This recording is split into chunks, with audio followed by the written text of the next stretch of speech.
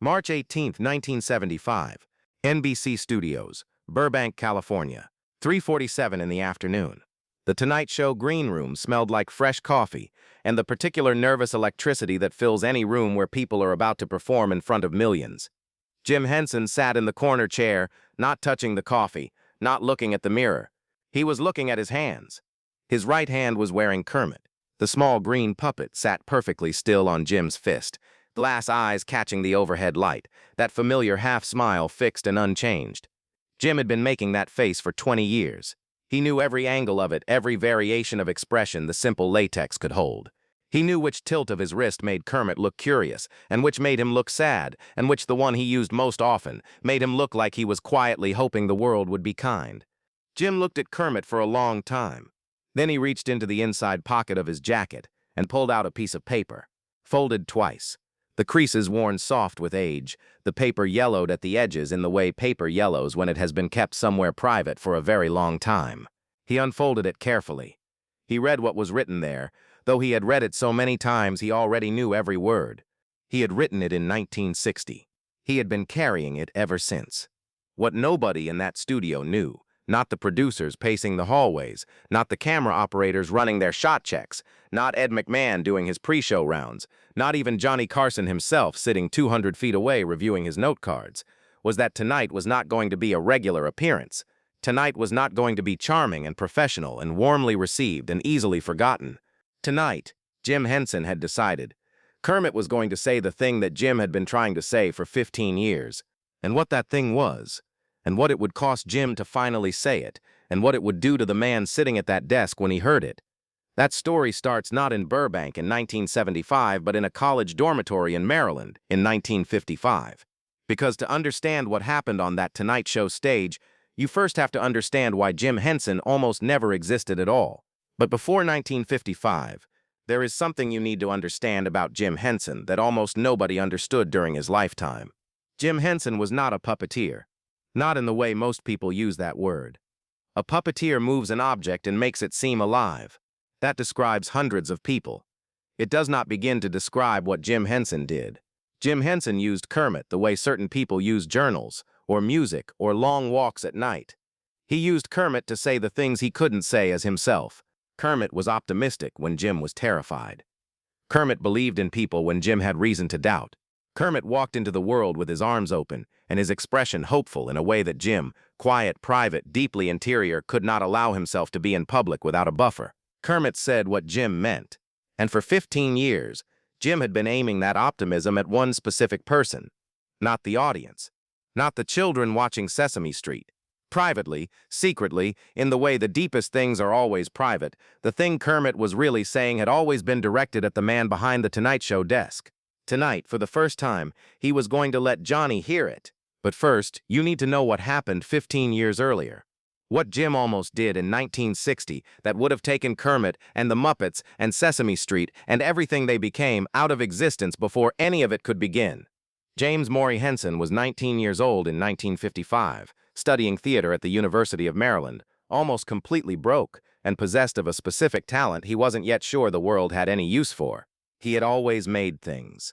But what distinguished him from other young men who liked to tinker was his obsession with expression, with the specific way that a tilt of the head or a change in the angle of two eyes could create the impression of inner life. He could make a paper bag look like it was having an existential crisis. In the fall of 1955, he made Kermit. Not the Kermit the world would come to know. The original was crude, built from his mother's discarded ping-pong green winter coat, eyes made from two halves of a ping-pong ball, a mouth that was a single scissors cut lined with felt. He was not beautiful. He was not finished. But the first time Jim put him on his hand and let him speak, something happened that Jim would spend the rest of his life trying to explain and ultimately couldn't. Kermit said something true. Not Jim, Kermit. When Jim put the puppet on his hand and let him talk, what came out was not what Jim would have said. It was better, more honest, stripped of the self-protection that Jim, like everyone, layered over the things he actually felt. Kermit said what Jim meant. And what Kermit meant in those early years was something very simple and very large. I want to believe the world is good. I want the kindness I feel to be worth something. I want to make things that matter, and I want to know before I die that they did. The world for a long time was not entirely sure what to do with him. By 1960, Jim Henson had been working in television for 5 years. Sam and Friends had been a genuine local success in Washington, D.C. 2 Emmy Awards, real audience affection. He had gotten married. He had a daughter, Lisa, and another child on the way. He was doing commercial work that paid reliably and meant nothing to him. The national networks were not calling. The industry looked at what Jim was doing and saw novelty.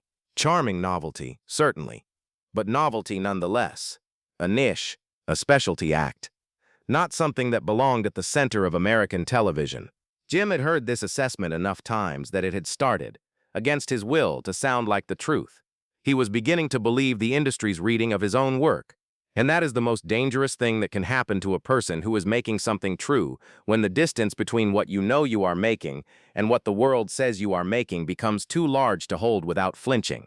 In the spring of 1960, he sat in his workshop late one night, Kermit on the work table in front of him, and wrote a letter to his wife, Jane.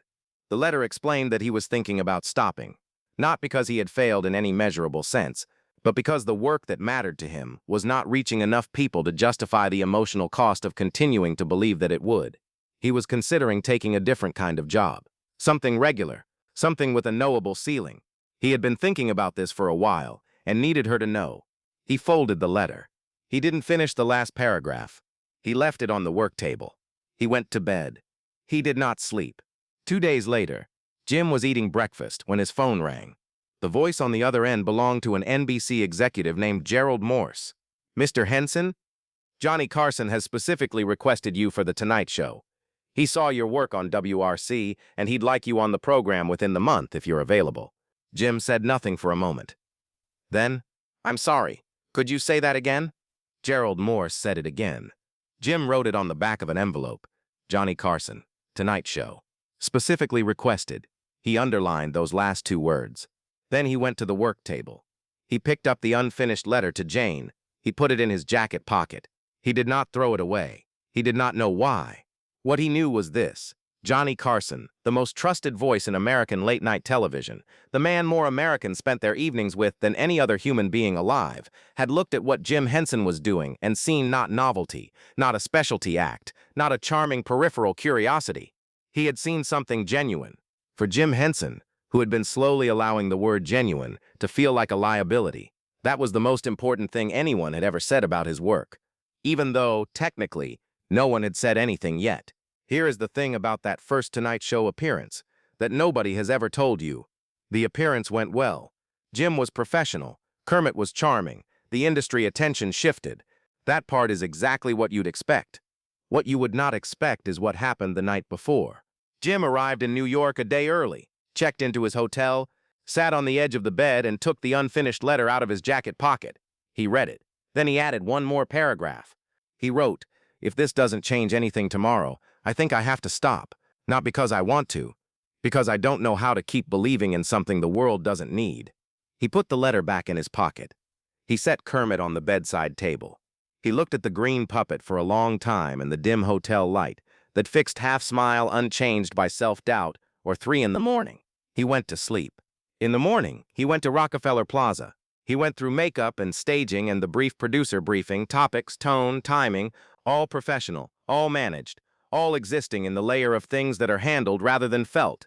And then he was in the chair across from Johnny Carson, and Johnny asked him something that was not on any note card. He leaned across the desk with the posture of someone who has set aside the interview and is simply asking because he actually wants to know. "Jim, what does Kermit want? Not what does he do, not what can he do, what does he want?" Jim Henson had been doing interviews for 5 years. He had never been asked this. The question landed in the specific space between the professional answer and the true one. Jim opened his mouth, and Kermit answered. "Kermit wants the same thing everyone wants," Kermit said, in Jim's voice, but not quite Jim's voice, quieter, clearer, the voice of something that had been waiting for permission to feel like the world is better because he's in it. The studio was quiet for a moment, fractionally longer than it should have been. Johnny looked at Kermit, then at Jim. His expression was the real one, the one that appeared when something had reached him without warning and he hadn't had time to prepare a response. "I think," Johnny said slowly, "that a lot of us are Kermit." The audience laughed, warm, recognizing. But Jim Henson was not laughing. He was sitting in that chair with the truth of what had just been said, moving through him like a change in temperature. A lot of us want the world to be better because we're in it. A lot of us are hoping, quietly and without much evidence, that the world has room for the kind of gentleness we feel in private. Jim excused himself after the segment, went to the men's room, took the letter out of his pocket, tore it in half, stood over the trash can, and then he stopped. He stood there for 2 full minutes, holding the two halves. Then he brought them back together, folded them against each other, put them back in his pocket. He would figure out why 15 years later, on a Tonight Show stage in Burbank, in front of 24 million people, with a green puppet on his hand. For the next 15 years, Jim Henson built the Muppets into something that defied every category the industry tried to put them in. Too sophisticated for children, too warm for adults, too sincere for critics. They fit nowhere and arrived everywhere. By 1969, Sesame Street placed them at the center of American childhood. By 1975, they were negotiating what would become The Muppet Show, and Jim was still carrying the letter. In 1969, something happened that made the letter feel suddenly urgent in a way it hadn't since 1960. Jim wrote a song. He wrote it for the Sesame Street pilot, a quiet number for Kermit to sing on a log in the early morning about the experience of being exactly what you are in a world that sometimes prefers you be something easier. He wrote it in one sitting, and when he played it back, he felt the particular vertigo of having accidentally told the truth. The song was called It's Not Easy Being Green. Everyone assumed it was for children, about difference, about self-acceptance. Those things were genuinely there. But the song was not for children. The song was for Johnny Carson. Jim had been watching The Tonight Show that week, the way he watched it most weeks, and he had noticed something in Carson's face, not in the performance, but in the spaces between it. A quality of exhaustion different from ordinary tiredness. Something behind the smile was working to conceal. The specific loneliness of a person who makes everyone else feel better and comes home to quiet rooms. Jim recognized it because he lived it himself. It's not easy being the thing that makes the room lighter when your own weight is heavy. It's not easy being the permanent optimist, the face that holds steady while other faces fall apart, the person whose job is hope, even on the nights when hope takes work. Jim had written the whole song in 30 minutes, and then sat in the dark with Kermit on his hand, and performed it once, for no audience. When it was finished, he sat quietly for a long time. He had been trying to say something to Johnny Carson for 9 years. He had finally figured out how to say it. The problem was that Carson had heard it as a children's song about being a frog.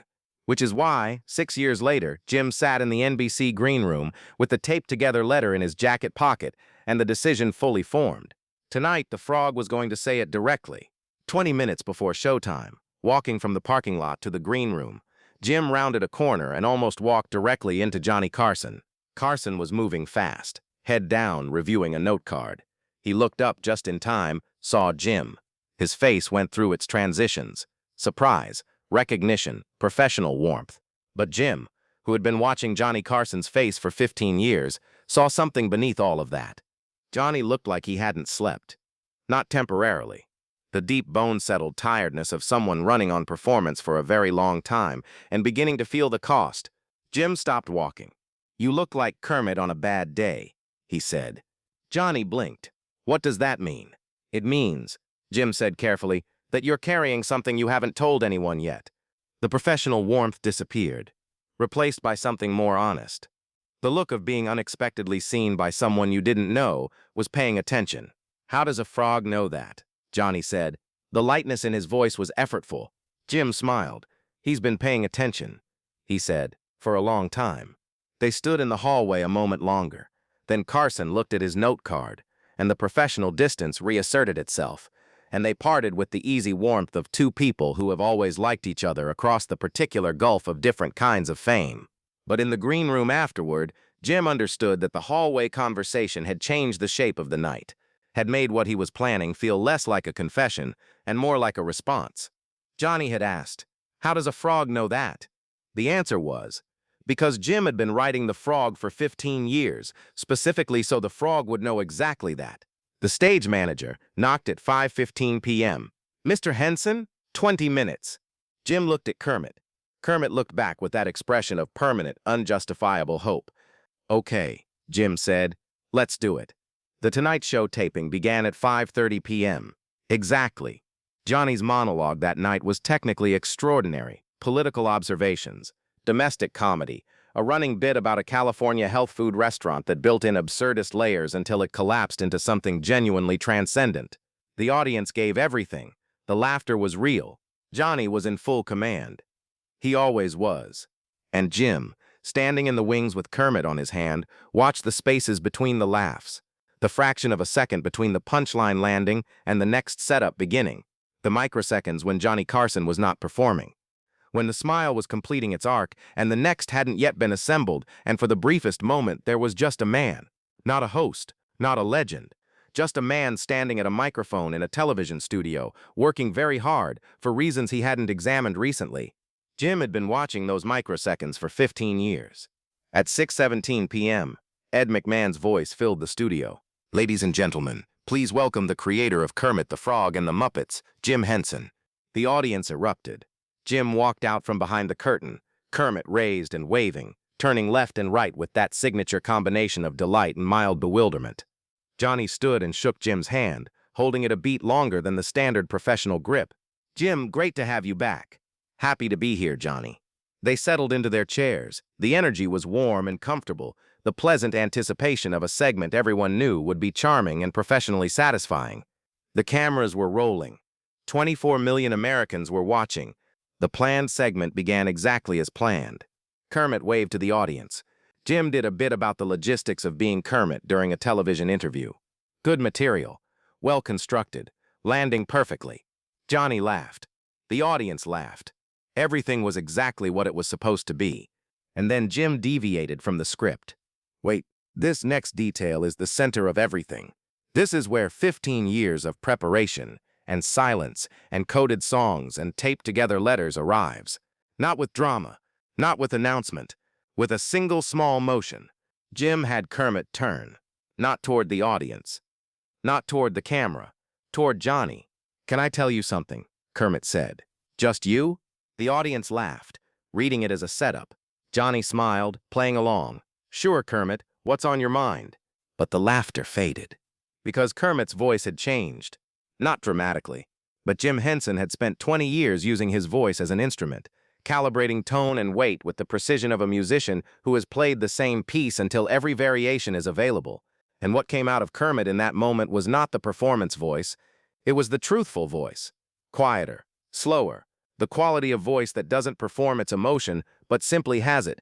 "I've been wanting to say something to you for a long time," Kermit said.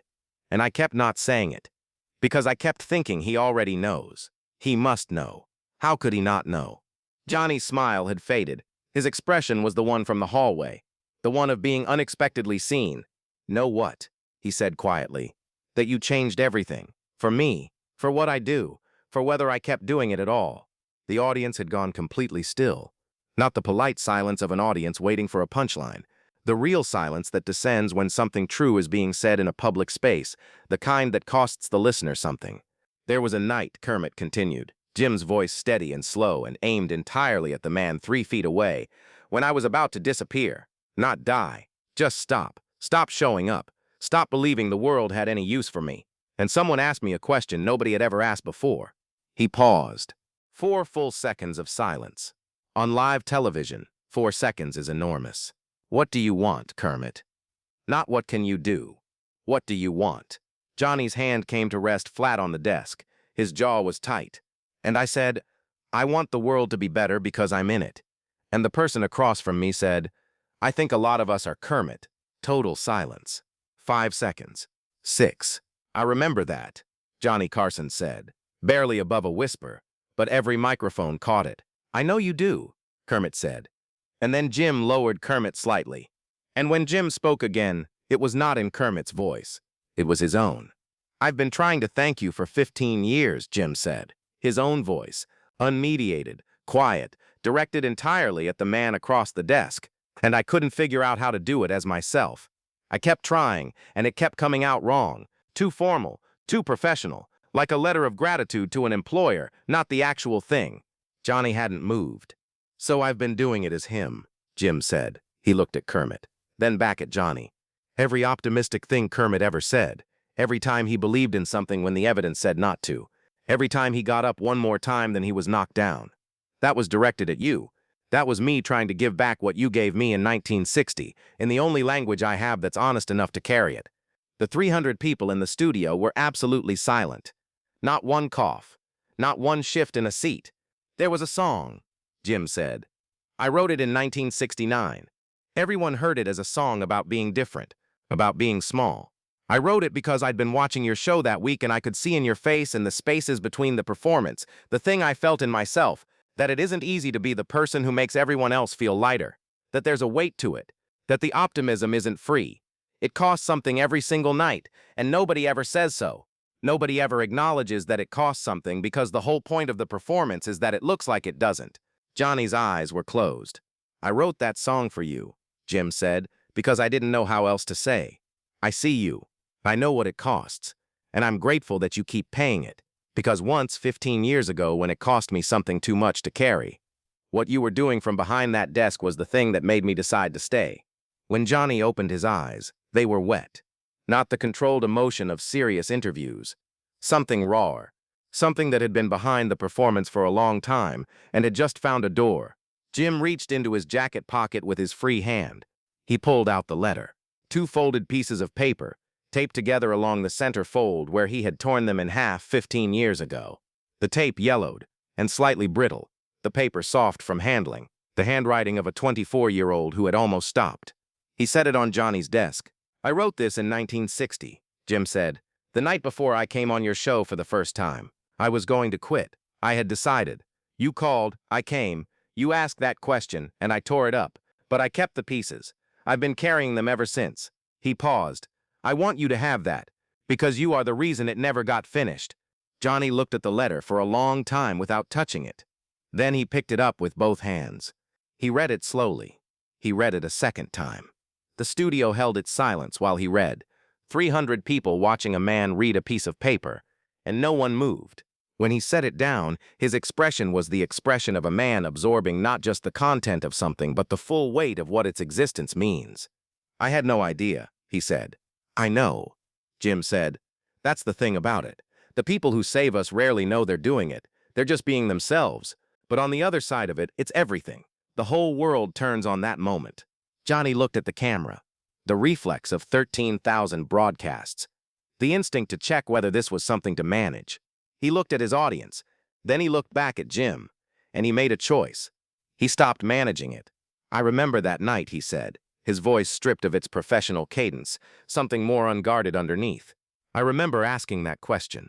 I remember what Kermit said. And I remember thinking this man understands something about what I'm trying to do with this show that most people in this building don't understand.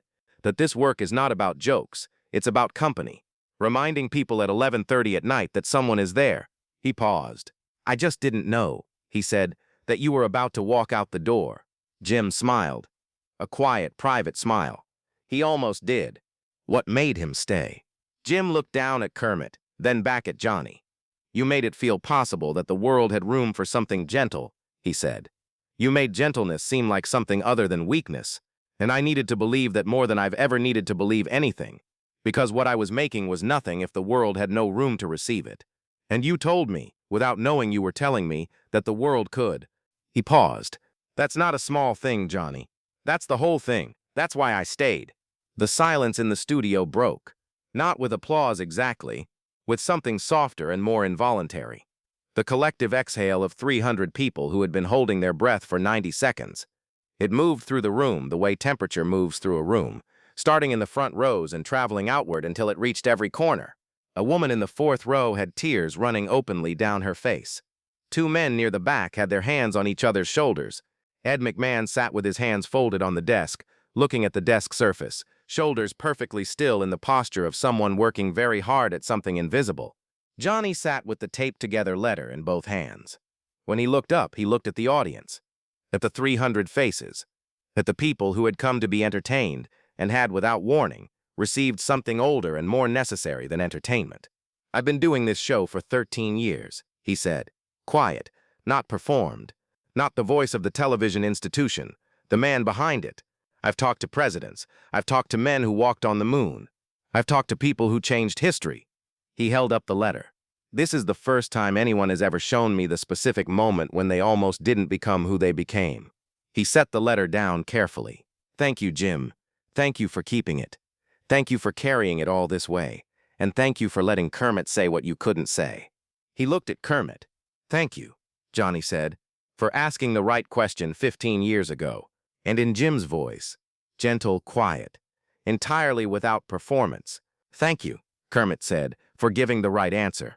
The Tonight Show ran 19 minutes over its scheduled runtime that night. NBC received no complaints. By midnight, every phone line in the switchboard was occupied. By morning, the calls had not decreased. They were not about the Muppets or Sesame Street. They were from people who had their own version of the letter, their own 1960, their own quiet decision made alone in a dark room, and the small unexpected thing that had pulled them back from it, and the person responsible who had never known, people who had been carrying that for years, and had found in 19 overrun minutes on a Tuesday in March the first words for it. Mental health organizations across the country reported a significant increase in calls in the 72 hours following the broadcast, not from people in crisis, from people who were for the first time talking about a crisis that had passed, about the thing that had pulled them back, about the years spent not knowing how to say thank you to something that had never known it needed thanking. Jim Henson died on May 16, 1990. He was 53 years old, a bacterial infection that developed quickly and was caught too late. He was gone within 20 hours of arriving at the hospital. The world found out the next morning and couldn't quite believe it because Jim Henson seemed like someone who would always be there. Johnny Carson was in his Tonight Show office when his assistant knocked and entered without waiting. He read the Wire report once. He set it on his desk. He called his producer and canceled that evening's broadcast. Then he sat alone in his office for 4 hours. Several people knocked. No one was admitted. When he finally emerged, he walked directly to his producer. Tonight, Johnny said, we're doing something different. That night's broadcast opened with Johnny speaking about Jim Henson without notes, without a script, without any professional scaffolding. He spoke about a man with a frog on his hand, who had walked onto a stage in 1975 and said something that Johnny had been replaying in some form for the 15 years since. We all have Jims, Johnny said. People we've affected without knowing it. People carrying something we gave them that we've forgotten giving. Jim Henson carried that letter for 30 years. I never knew. And what I keep thinking about this morning is, who else is out there carrying something I gave them? Because that responsibility doesn't go away when you don't know about it. It exists anyway. It asks something of you anyway. His voice broke on the last sentence. He let it break. Jim knew that. He spent 30 years honoring it. I'll spend the rest of my time here trying to do the same. Jim Henson's family, sorting through his workshop in New York in the days after his death, found something on his work table. Not a puppet, not a design sketch, not any of the hundreds of things that covered every surface of that space. A photograph, taken backstage at NBC Burbank on the evening of March 18, 1975. 2 men standing in a narrow hallway, the transitional space between the world of the performance and everything else. Jim Henson, tall and bearded, in his brown jacket. Johnny Carson beside him, his plaid blazer slightly rumpled from the taping, his expression unguarded and real. Between them, held up by Jim's right hand, facing the camera with that fixed half-smile of permanent, unjustifiable hope, Kermit the Frog. On the back of the photograph, in Jim Henson's handwriting, 2 words. He stayed. Not Jim stayed. Not I stayed. Just he stayed.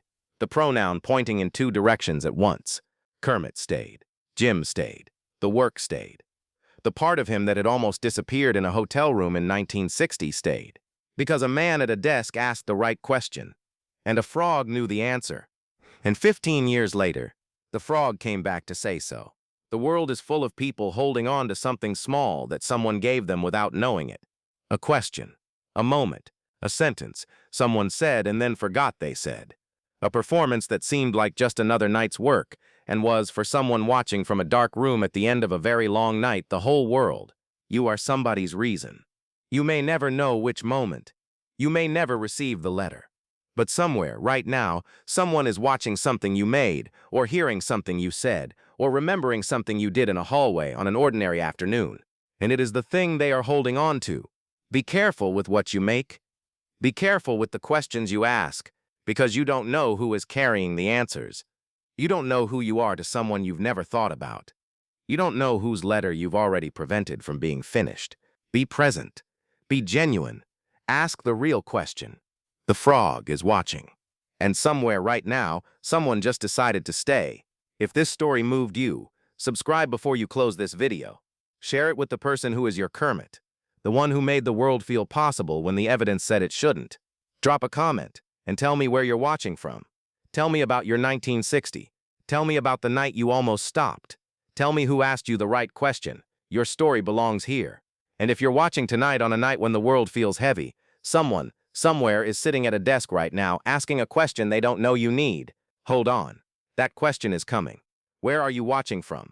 Drop your city, your country, your name. None of us are watching alone.